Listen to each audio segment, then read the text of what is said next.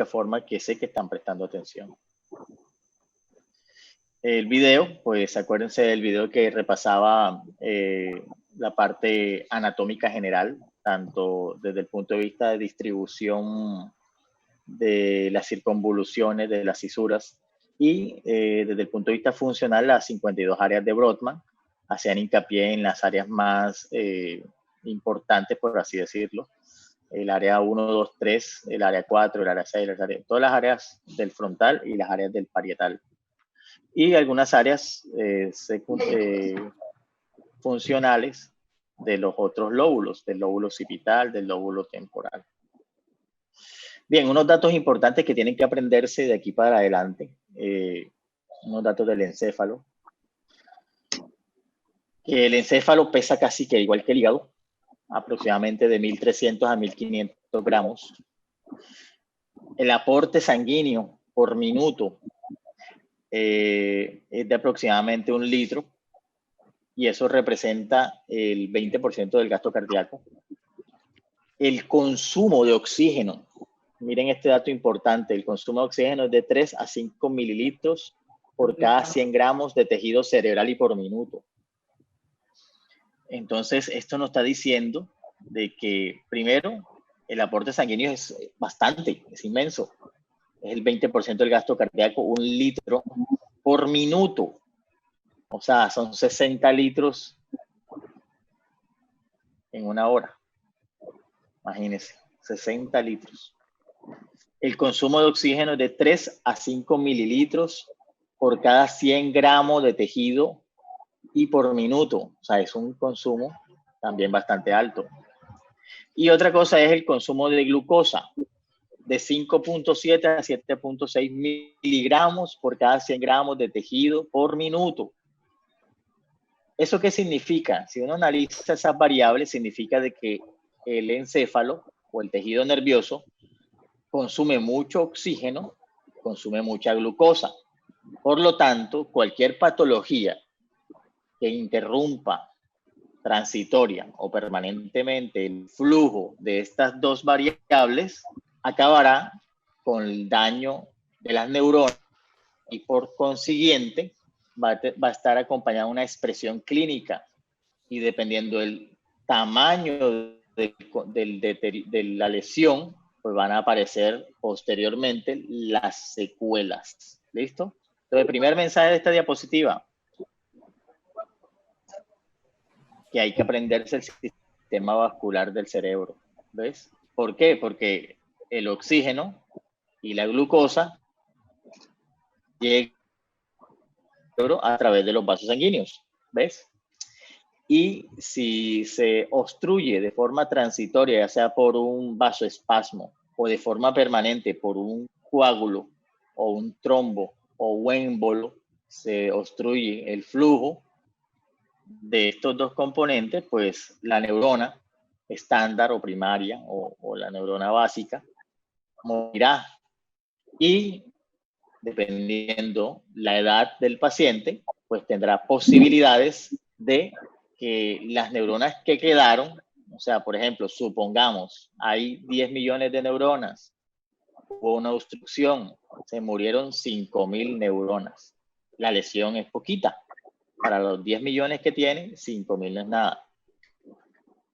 El restante de neuronas que quedó viable, si el paciente es joven, tiene la posibilidad de reconectar, de hacer nuevas conexiones. Y esas nuevas conexiones suplen la muerte de las otras neuronas. Eso se llama neuroplasticidad. Y es uno de los de las hipótesis que sustenta el por qué un paciente después de un infarto cerebral puede en cierto grado alcanzar cierto grado de funcionalidad comparada con el estado previo a la enfermedad. Lógico, si es un paciente anciano, 80, 90 años, no va a tener la misma neuroplasticidad de alcanzar a hacer nuevas reconexiones para suplir las disfunciones de las neuronas muertas. Entonces, el primer objetivo de esta diapositiva es saber de que el encéfalo necesita alto flujo de sangre, que esa sangre lleva alto contenido de oxígeno y alto contenido de glucosa, y que la rata de extracción de esos dos, tanto del oxígeno como de la glucosa por parte del encéfalo, es alta. Entonces, en consecuencia, depende del flujo sanguíneo cerebral, depende de los vasos sanguíneos, depende, lógico, de los órganos que ofrecen el oxígeno, pulmón, y la glucosa, que es la nutrición, y los procesos bioquímicos de neoglucogénesis, de glucogenólisis, etcétera, etcétera. Ustedes saben más de eso. ¿Listo? ¿Les quedó claro? ¿Alguna pregunta? ¿Preguntas? ¿No? Bien, seguimos. Entonces, pues lo primero que vamos a hacer es repasar la anatomía vascular del sistema nervioso central. Acuérdense que todo comienza acá en la arteria aorta, que es la principal arteria que nace del corazón.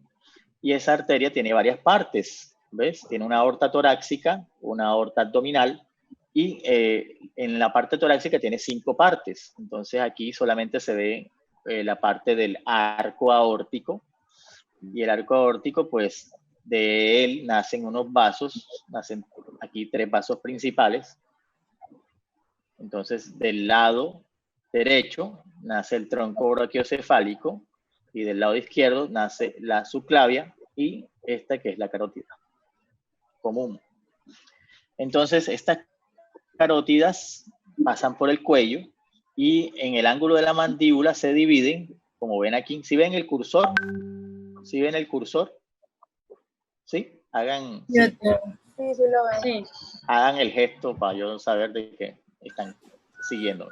Entonces en el ángulo de la mandíbula se divide, y se divide en una carótida externa, que prácticamente va a irrigar todo lo que es la parte superficial de la cara y el cuero cabelludo. Prácticamente eso es lo que hace la carótida externa. Y la carótida interna, pues se va a la profundidad del cuello y entra a través de un agujero que se llama agujero carotidio en la base del cráneo. Y ya en la base del cráneo, pues esta arteria carótida interna, aquí en la base del cráneo, pues sale el sifón carotidio y sale al agujero carotidio, y allí se divide. ¿Y se divide cómo? Bien, ahí mismo, vamos a utilizar esta diapositiva ahí mismo. En 10 minutos se cierra, ¿no? Entonces les mando el enlace nuevamente. Entonces, aquí, si se dan cuenta, esta es la arteria subclavia. ¿Sí la ven? ¿Sí están siguiendo el cursor? ¿Sí? Sí, doctor. Bien, bien. Esta es la arteria subclavia del lado derecho y esta es la arteria subclavia del lado izquierdo. De la arteria nace esta arteria. ¿Sí la ven? Esta arteria. Sí, doctor. Es la arteria vertebral. ¿Sí la ven? Esa se va por los agujeros que están en las ramas laterales de las vértebras cervicales, desde la sexta hasta la primera. Y esa entra también por el agujero magno, entra, y esa arteria vertebral se convierte a la final en el tronco basilar. ¿Ven? Se unen en la línea media. Y de ahí, si se dan cuenta, de esa misma arteria vertebral nace esta arteria, se une en la línea media, que es la arteria espinal anterior, que irriga a los 2/3 anteriores de la médula espinal a nivel cervical, y de ahí para abajo. Ella desciende. ¿Listo? Entonces, volvamos atrás. Entonces, miren, la arteria subclavia, aquí se va la arteria espinal, mírenla por dónde va, por los agujeritos. Por eso los pacientes que se traquean mucho el cuello, desde joven, cuando llegan a una edad adulto mayor, les da artrosis de las vértebras cervicales, y estos agujeritos comienzan a apretarse. Y también en la línea media, en el agujero vertebral, también comienza a colapsarse.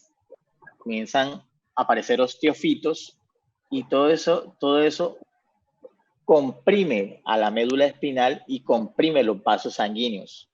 Y eso hace de que el paciente pueda tener, desde el punto de vista de los sanguíneos, en cualquier momento, una disección arterial con una trombosis in situ y una embolia. Es decir, va a cursar con un accidente cerebrovascular embólico por lesión traumática repetida, daño de la pared vascular y una disección de la arteria vertebral. Por lo tanto, se le puede necrosar la circulación posterior de Willis o los 2/3 anteriores de la médula espinal. A nivel del agujero intervertebral, pues los osteofitos van comprimiendo la médula y puede expresarse en un síndrome medular, ya sea anterior, lateral o posterior, dependiendo. Pero generalmente es anterior y compromete la parte motora de las extremidades, proximal de las extremidades superiores e inferiores. ¿Ven? Entonces el típico abuelito que pierde el control de esfínteres, que no tiene fuerza para caminar, de que se le atrofian las extremidades, y van y le hacen una resonancia magnética de la columna cervical y tiene una artrosis. Una artrosis es un proceso degenerativo de las articulaciones que se potencia con los malos hábitos posturales y los peitos que le hacen en el cuello. Y eso causa un agujero cervical estrecho. Eso más adelante vamos a ver los casos clínicos. Bien, ¿claro hasta ahí? ¿Alguna pregunta? ¿Algún aporte? ¿Nada? ¿No? Silencio. ¿Sí me escuchan? ¿Sí? Bien. Bien, aquí tenemos ya el polígono de Willis. Entonces el polígono de Willis, pues miren, es una forma de polígono. Tiene 1, 2, 3, 4, 5, 6 partes. Un hexágono. Está constituido por la unión de la circulación anterior. Todo esto es anterior. Pasen una línea imaginaria aquí. Esto es anterior, todo esto.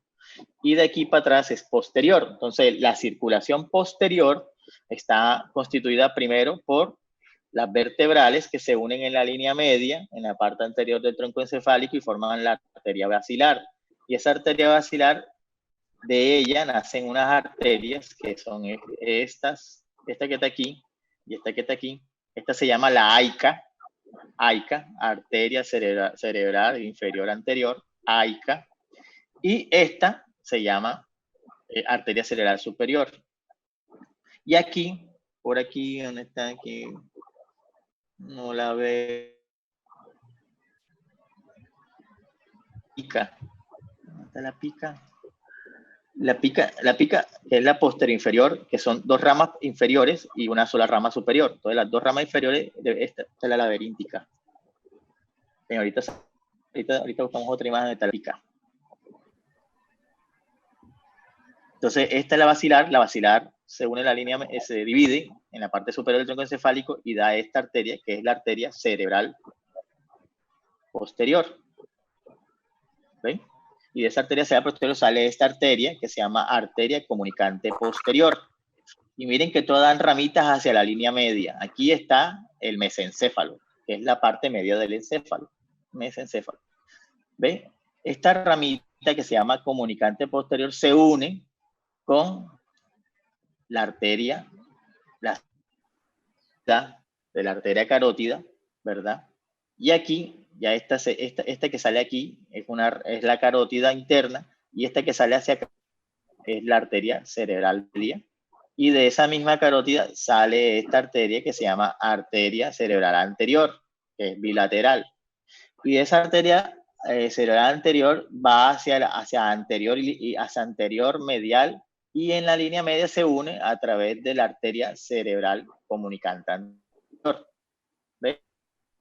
Entonces, tenemos comunicante anterior, una solita, tenemos 2 comunicantes posteriores, a cada lado una, ¿verdad? Y ahí se cierra el polígono. ¿Esto para qué sirve? Eso sirve para cuando hay una obstrucción de un lado por circulación colateral retrógrada, se nutre el tejido amenazado. Es decir, usted tapa aquí coágulo tapa aquí la arteria comunicante posterior, pues por circulación colateral que proviene de la arteria cerebral media, pues se va a tratar de irrigar lo que se obstruyó aquí.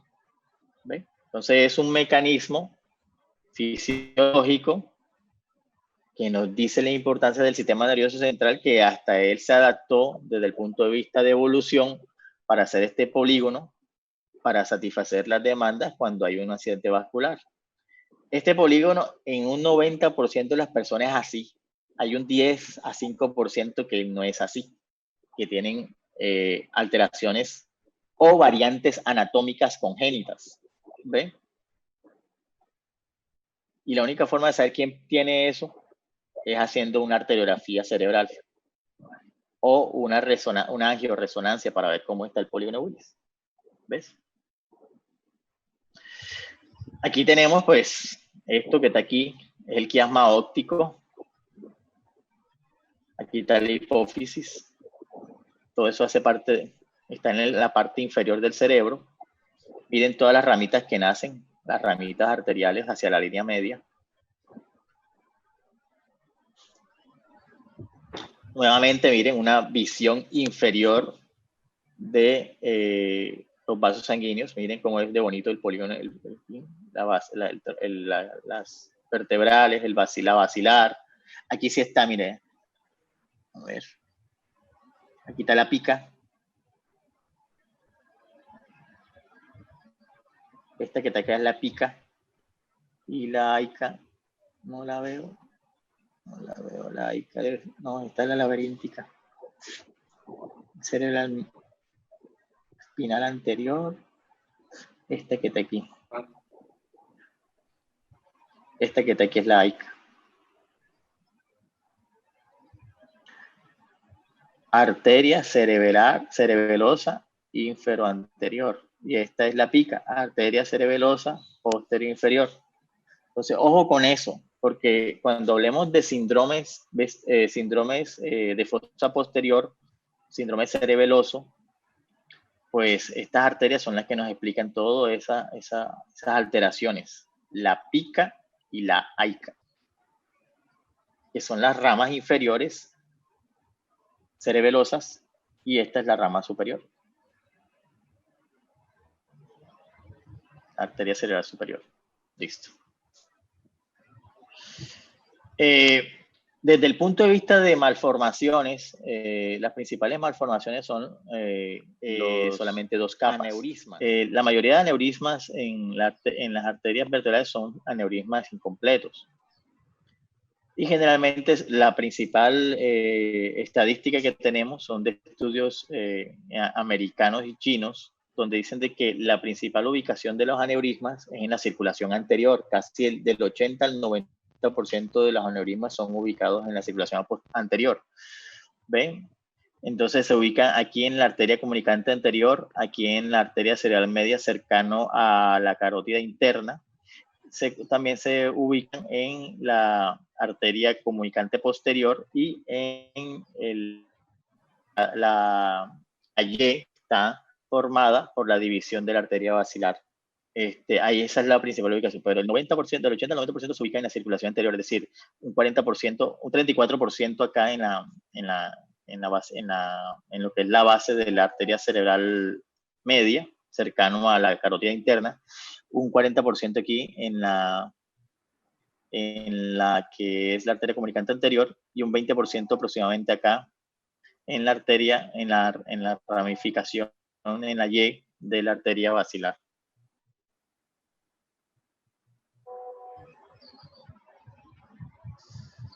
Bien. Otra visión de la arteria cerebral media. Entonces, la arteria cerebral media tiene unas ramificaciones que son llamadas ramificaciones M1, M2 y M3. Entonces, las ramificaciones M3, si se están dando cuenta, son bastante laterales y corticales y va por la cisura de Silvio o la cisura lateral. Las ramas M3 pues nutren todo lo que es la cisura de Silvio. Entonces, aquí ven la base del frontal y el temporal. Y las M1 y M1 se llaman también lentículas estriadas y se dividen en M1 medial y M1 lateral. Esas M1 nutren lo que son los ganglios basales, es decir, el tálamo, el hipotálamo, lo que es la cápsula interna, ¿sí ve? Entonces, entre más la lesión trombótica sea más proximal al inicio de la cerebral media, pues más lesión desde el punto de vista de componente parenquimatoso encefálico va a ser. Entre más distal esté la lesión, pues más pequeñito va a ser el área anatómica comprometida. Bien. Esta es un dibujo, un esquema, donde se muestra el área anatómica de irrigación de cada segmento vascular. Entonces, pues, si se dan cuenta, esta es una visión superior. Entonces, este que está en verde, si se dan cuenta, es la arteria anterior, la arteria cerebral anterior. Lo que está en rojo es la arteria cerebral media. Lo que está en moradito es la arteria cerebral posterior. Entonces, miren desde la visión superior. Desde la visión inferior, miren que la distribución es parecida. Miren que el lóbulo temporoparietal, temporoparietal. Miren cómo está todo irrigado. La parte del lóbulo frontal, la parte lateral por cerebral media y la parte media por cerebral anterior. Miren acá abajo, por ejemplo en la mitad del cerebro, miren, la mayor parte de la arteria cerebral media, cerebral anterior, cerebral posterior. Miren las arterias lenticuloestriadas que irrigan a lo que es los núcleos de la base. Otros datos del encéfalo, importantes. Todos, la mayoría son que tienen que ver con flujo cerebral. Entonces, mira, el flujo sanguíneo cerebral normal es de 50 mililitros por cada 100 gramos de tejido cerebral y por minuto. La presión intracraneal, lo normal, es de 5 a 10 milímetros de mercurio, pero puede oscilar un poquito más, hasta 15, 20, si usted hace un valsalva.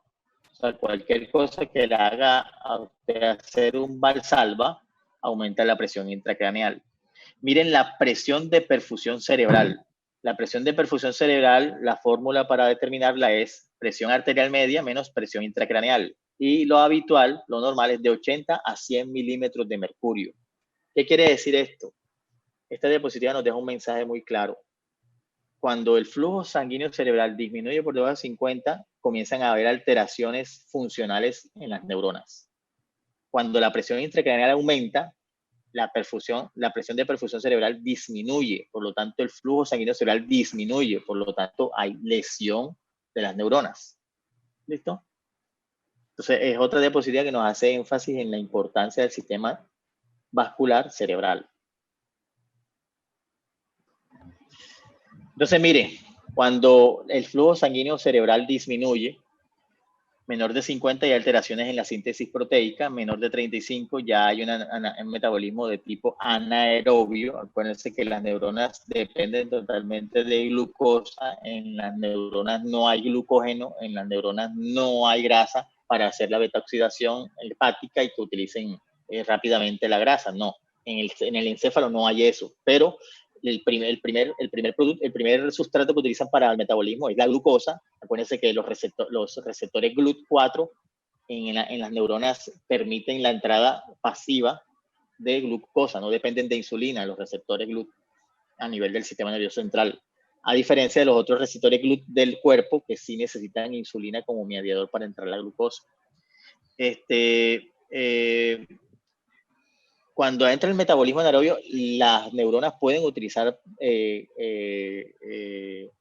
productos de la beta-oxidación, ¿ves? Eso se llaman ay, se me trabó la lengua. ¿Cómo se llaman? Los productos de la beta-oxidación.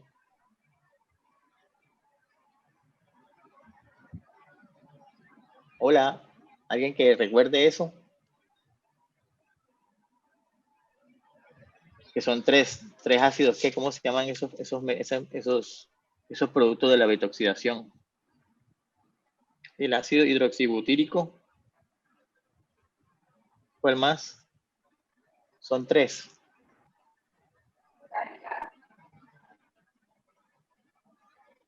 Nada, no recuerdan. Bien, tarea para mañana. Beta oxidación. Bien, entonces, a 25 mililitros por minuto ya las neuronas quedan paralizadas, y a menos de 10 mililitros ya hay agotamiento total energético, la neurona se paraliza y prácticamente muere.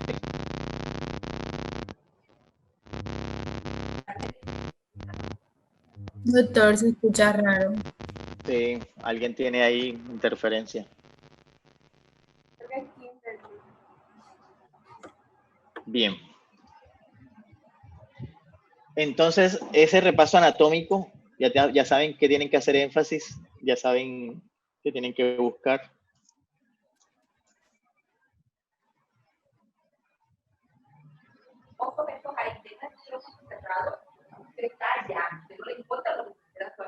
Bien, entonces hablemos un poquito del quiz, el examen físico del sistema nervioso central. Entonces, la primera pregunta, bien, una de las preguntas, ¿cuál es el orden del examen físico del sistema nervioso?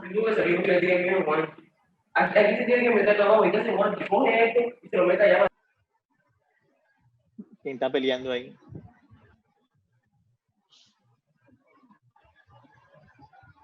Y decirle que están en clase, que respeten.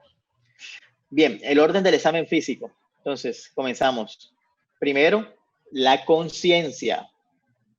Entonces, tenemos que definir qué es la conciencia, cuáles son los determinantes de la conciencia, cuáles son las principales alteraciones de la conciencia y semiológicamente cómo se observan las alteraciones de la conciencia. Segundo, el sistema motor. Entonces tenemos que saber la neuroanatomía del sistema motor, saber el sistema corticoespinal, saber el sistema de motor central, motor periférico, cómo funciona eso, los músculos, cómo funcionan, y cómo es la representación en el músculo motor en la corteza motora primaria, allá en el área 4. ¿Listo? De Brodmann, en el lóbulo frontal. Y la sensibilidad, lo mismo. Saber qué es la sensibilidad, cuáles son los tipos de sensibilidad, la superficial, la profunda, cuál es el sustrato anatómico, el sustrato funcional, el sistema, el homúnculo sensitivo en la circunvolución postcentral, área de Brodmann 1, 2, 3, cómo funciona el sistema dorsal lendiscomedial, cómo funciona el sistema espinotalámico anterior y posterior. Eso es lo que vamos a desarrollar ahora. Entonces, la conciencia, a mí me gusta bastante la definición del librito que les envié. Porque el librito que les envié dice que la conciencia es el grado de conexión de la persona consigo mismo y con el medio que lo rodea. Grado de conexión. O sea, eso me dice de que hay diferentes grados. ¿Ves? Está el grado normal, que es como estamos ahora, que tenemos facultad de interrelacionarnos y saber dónde estamos tanto con el medio que nos rodea como con uno mismo. Entonces, yo tengo un grado de conexión óptimo que se llama vigilia normal. ¿Ves? Entonces, la conciencia tiene dos cosas. Tiene la vigilia, que es el hecho de estar despierto, y el contenido de la conciencia, que ese contenido de la conciencia está dado por las funciones mentales superiores en gran parte. Entonces está la orientación, las emociones, las funciones intelectuales, las funciones cerebrales específicas. Entonces, cuando le pregunten, ¿qué es la conciencia? Es el grado de conexión de la persona consigo mismo y con el medio que lo rodea. ¿Cuáles son las partes de la conciencia? La vigilia y el contenido de conciencia. Eso se evalúa semiológicamente por aparte. Entonces, grado de conexión en el cual uno se da cuenta de uno mismo y del medio ambiente que lo rodea, o también la capacidad del ser humano de percibir la realidad y conectarse con ella. ¿Cuáles son los determinantes de la conciencia? Cuando uno dice determinante, ¿cuál es la principal causa del por qué? O sea, ¿cuál es la principal causa? ¿Ves? Lo que determina que eso exista. Por ejemplo, ¿qué determina que usted estudie medicina? Entonces uno dirá, ay, es que a mí me gusta medicina porque de veladito yo quería ser médico. O otros dirán, no, porque mi papá es médico y yo también quiero ser médico. O porque simplemente me gusta. pero en realidad ese no es el determinante principal. El determinante principal es que usted entre a una universidad y tenga cómo pagarla. ¿Ve? Usted puede tener muchas ganas, pero si no hay esa condición, quedará en ganas. ¿Listo? Entonces, cuando ustedes hablan de los determinantes de la conciencia, se tienen que referir a dos cosas. Primero, la parte anatómica y la parte fisiológica. Siempre. Entonces se llama integridad anatómica y funcional. ¿De qué? De la corteza cerebral, del tallo encefálico y sus interconexiones. ¿Ven? Las estructuras. Si ustedes leyeron el artículo que les envié, no sé si lo leyeron, el artículo del sueño. ¿Sí? Bien, ¿quién me puede hacer un resumito ahí? Voy a parar el video porque voy a comer algo. ¿Quién me puede dar el resumito ahí de qué trataba el artículo?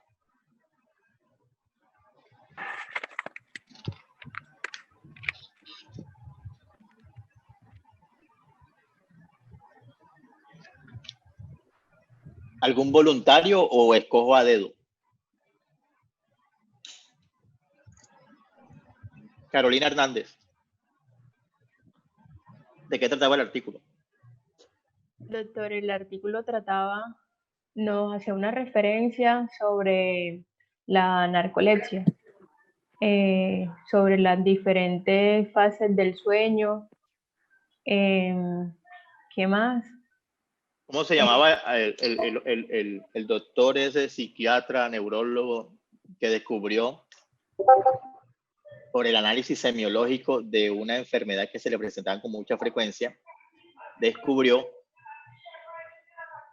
dónde estaba ubicada los componentes que regulan el sueño? ¿Cómo fue eso? ¿Cómo se llamaba el señor?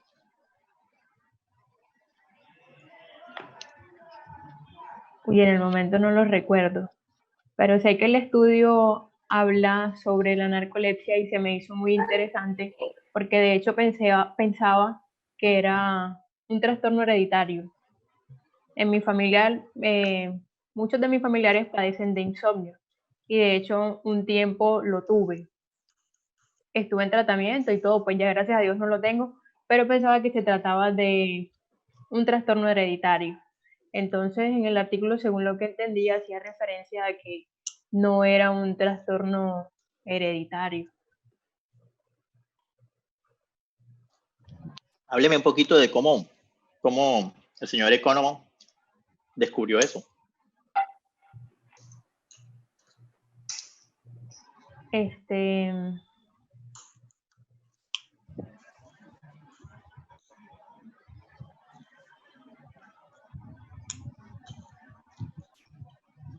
Hola.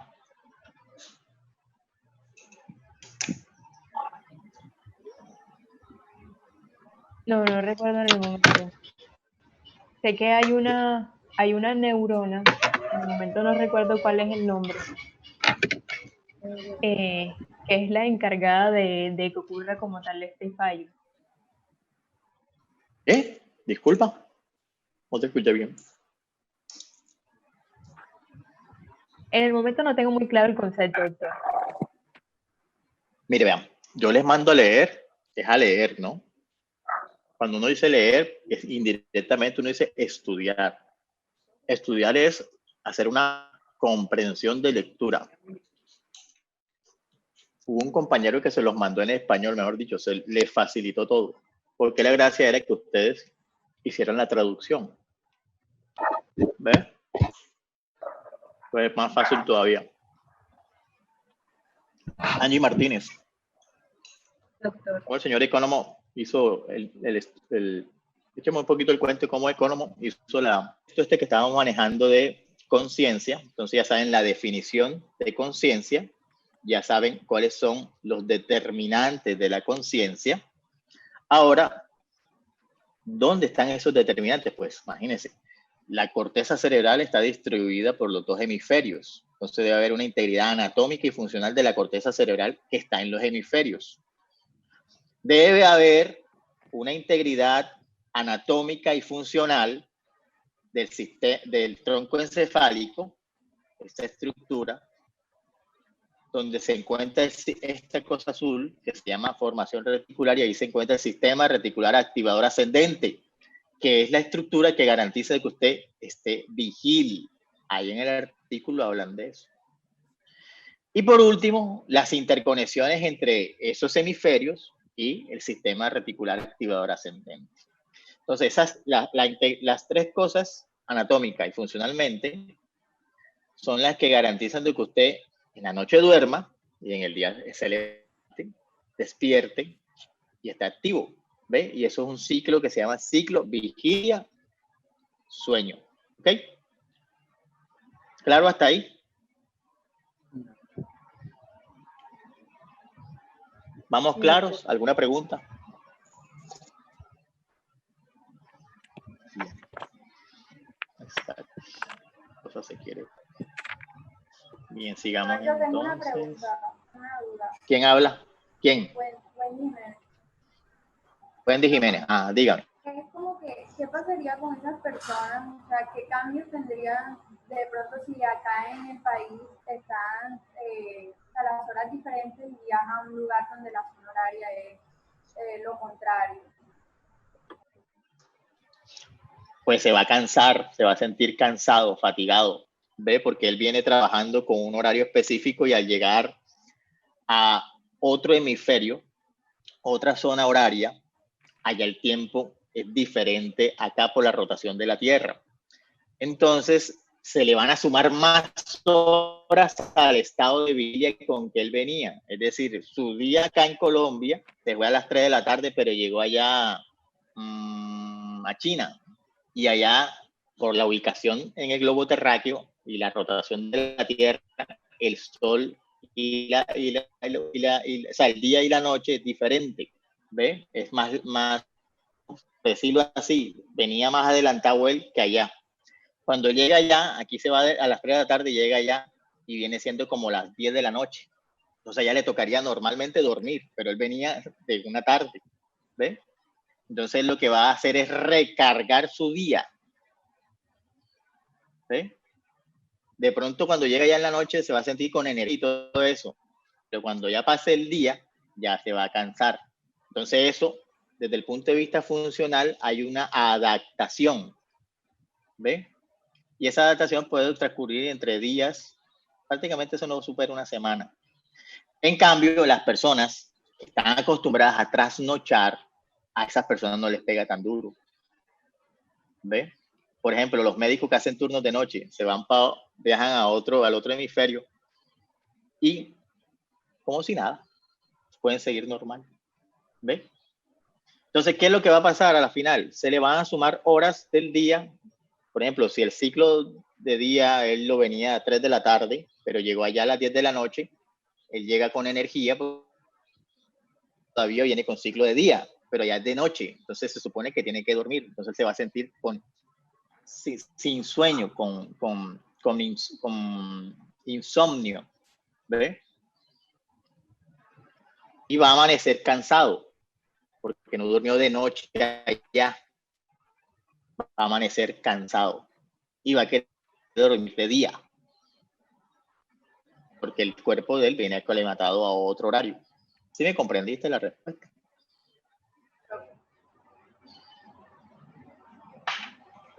Y en la adaptación, que puede surgir en menos de 7 días, ya se acostumbra a las nuevas zonas horarias. Es todo. Ahora, acuérdense de que las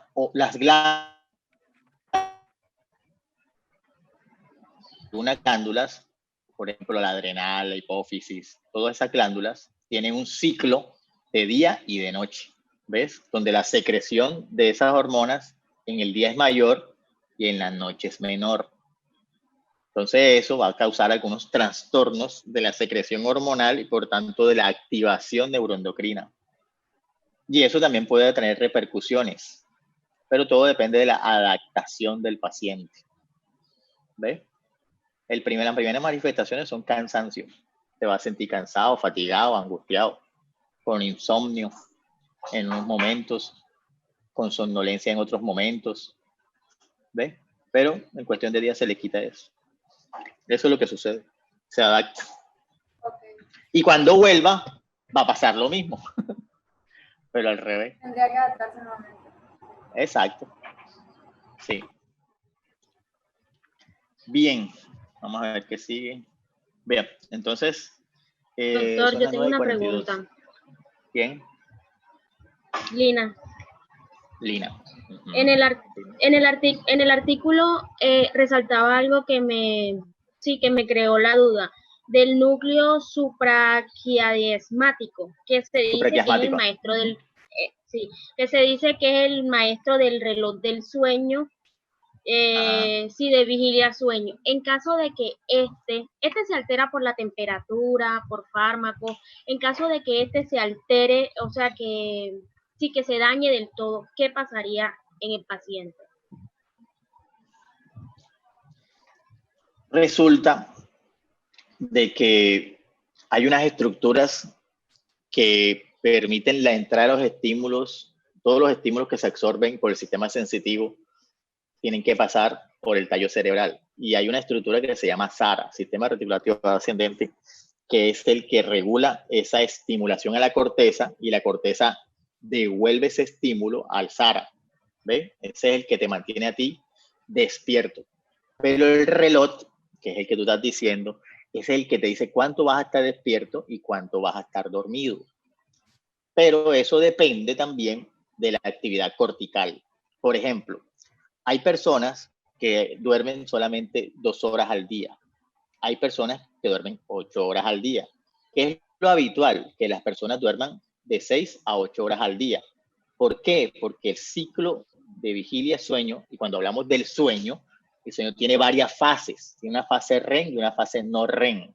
Y a la vez esas fases se subdividen en otras fases. Y cuando tú sacas el tiempo total de sueño reparador, el sueño, o sea, el tiempo total de que tu sistema nervioso y tu cuerpo de verdad descansa y se recupera de toda la actividad que tuvo durante el día, viene siendo 1/3 de lo que tú duermes. ¿Ves? Si tú duermes 8 horas, 1/3, pues saca la cuenta, serían por ahí 3 horas. Si tú duermes 2 horas, 1/3 sería 45 minutos aproximadamente. ¿Ves? Entonces, depende de la función. Hay gente que trabaja de noche, promedio de día. Hay gente que a veces trabaja de día, sigue de noche, al siguiente día descansa. Entonces, cada uno se va poco a poco adaptando a su ciclo de sueño. Y el otro es despertarte. ¿Ves? ¿Por qué? Porque él se adapta a lo que la corteza le manda y comienza a botar neurotransmisores y activa. Es el que te despierta. El que te duerme lo defines tú. Por eso te digo, hay gente que se adapta a dormir hasta 2 horas. Hay gente que se adapta a dormir 8 horas. Y si no duerme las 8 horas, le dicen los pollos. A las 7 de la noche van buscando el caletazo en el cuarto a dormir. Los abuelitos, son los abuelitos. Se acuestan a las 7 de la noche y se levantan a las 5 de la mañana a molestar. ¿Ves? Entonces, cada uno se va adaptando su ciclo de sueño y el reloj que lo despierta, que es ese sistema, que mañana tú me lo vas a decir cómo funciona. Él determina cuándo te despiertas, más no cuándo te duermes. Tú eres el que determinas cuándo te duermes. Lógico, hay gente que se pone a leer y de repente está pescando, pero eso ya es cansancio, ya es otra cosa. ¿Ves? Ese tema es muy bonito. Yo necesito que ustedes ese artículo lo estudien. ¿Por qué? Porque al final del artículo comienzan ya a hacer una interacción clínica, donde te dicen ciertos fármacos, cómo funcionan, cómo hay unos casos clínicos de intoxicación y todo eso. Entonces, es una cosa que semiológicamente le vamos a sacar provecho. Porque ahora el tema que viene es este que está en la pantalla. ¿Sí le sale en la pantalla? Valoración del paciente en coma. ¿Ve? Doctor, ¿me regala la pregunta, por favor? Valoración del paciente. Hola. ¿Quién habló? No le escuché bien. Doctor Lina. Ajá, dime, Lina. Me regala la pregunta nuevamente, por favor. ¿Cómo funciona el reloj del sueño? Bueno, Del ciclo vigilia-sueño. Ahí está todo, ahí dice todo. Y lo tienen en español, o sea que se van a volar media tarea, que era traducirlo.